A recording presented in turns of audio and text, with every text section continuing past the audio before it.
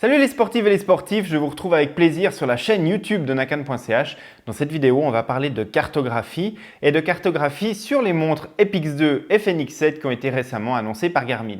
En effet, une des grandes nouveautés lors de l'annonce des Fenix 7 ou des Epix, c'est tout simplement la présence de cartographie sur tous les modèles.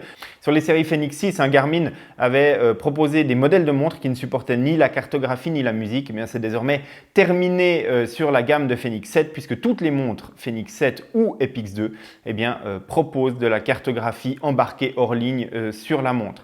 Mais il y a quand même une petite différence entre certains modèles et puis on va aborder tout ça dans cette vidéo parce que certaines lectrices ou certains lecteurs se sont surpris lors de la première utilisation de leur montre après l'avoir mise en route de constater qu'il n'y avait pas de cartographie disponible dans la montre. Alors rassurez-vous, ça ne veut pas dire que votre montre ne supporte pas la cartographie, mais il y a quelques subtilités à connaître. La première chose à savoir, c'est que entre Epix 2 et Fenix 7, les modèles Saphir vont embarquer 32 Go de mémoire, alors que les modèles Corning Gorilla ou Corning Gorilla Solar, donc les modèles à recharge solaire de Fenix 7, n'embarquent que 16 Go de stockage.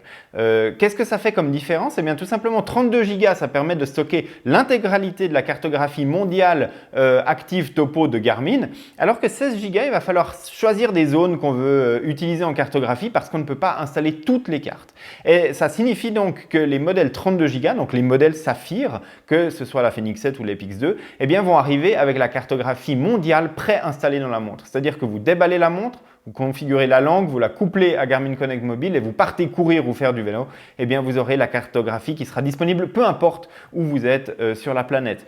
Par contre, si vous avez un modèle 16 Go de mémoire, donc un modèle Corning Gorilla ou un modèle Solar, vous n'aurez pas de cartographie préinstallée puisque Garmin ne sait pas la zone géographique que vous voudrez installer et donc il y aura des manipulations supplémentaires à faire pour pouvoir bénéficier de la cartographie.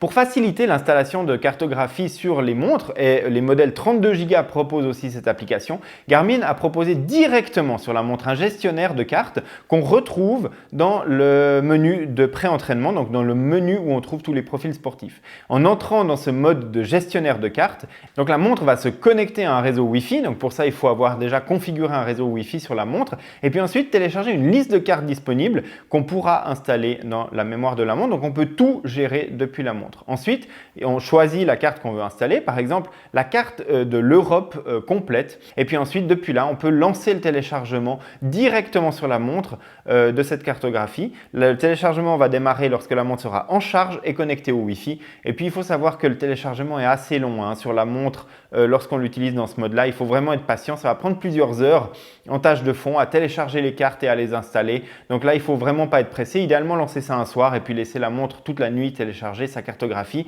bien connectée à son chargeur.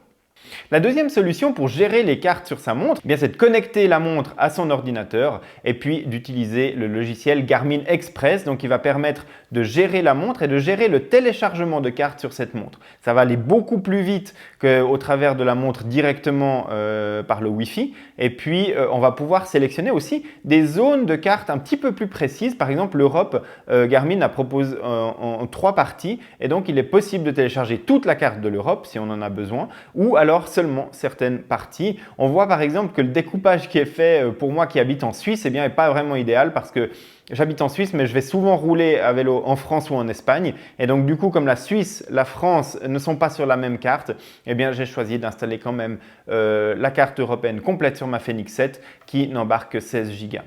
Ensuite, on lance le téléchargement, on laisse la montre connectée à l'ordinateur et puis Garmin Express va télécharger et installer les cartes sur la montre. Le logiciel peut également être utilisé pour mettre à jour régulièrement les cartes, que ce soit sur les montres de 32 ou de 16 Go. Donc une fois par mois ou une fois tous les 2 mois, on connecte sa montre à l'ordinateur, on lance Garmin Express et s'il y a des mises à jour de cartes, on les installe.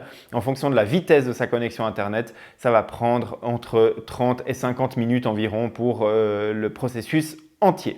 Donc voilà la petite subtilité qu'il y a par rapport à l'installation de cartes sur les Garmin Fenix 7 ou Epix 2 qui sont équipés que de 16 Go. Donc si vous n'avez pas de carte de base et puis que votre écran de navigation affiche désespérément quelques courbes de niveau et puis le tracé que vous avez effectué, eh bien cela ne signifie pas que votre montre ne supporte pas la cartographie, mais tout simplement qu'elle n'en a pas encore installé de base, et donc il suffit de suivre ces process pour pouvoir installer la cartographie de votre choix et ainsi pouvoir bénéficier de toutes les fonctionnalités de navigation, que ce soit le suivi de traces avec fond de carte ou même la navigation sur la montre. Et tout ça, ça fonctionne sur donc tous les modèles de Fenix 7 ou d'Epix 2. J'espère que cette vidéo aura répondu aux questions que vous vous posiez par rapport à l'installation de cartes sur ces nouvelles montres de Garmin. Si c'est le cas, n'hésitez pas à lui mettre un petit pouce bleu pour aider la chaîne et puis à vous abonner à cette chaîne YouTube de nakan.ch pour ne manquer aucune des prochaines vidéos que je vais publier par rapport au Fenix 7, aux montres Epix ou de tous les autres sujets par rapport au sport connecté. Je vous remercie d'avoir regardé cette vidéo. Je vous dis à très bientôt pour de prochaines astuces et de prochaines vidéos.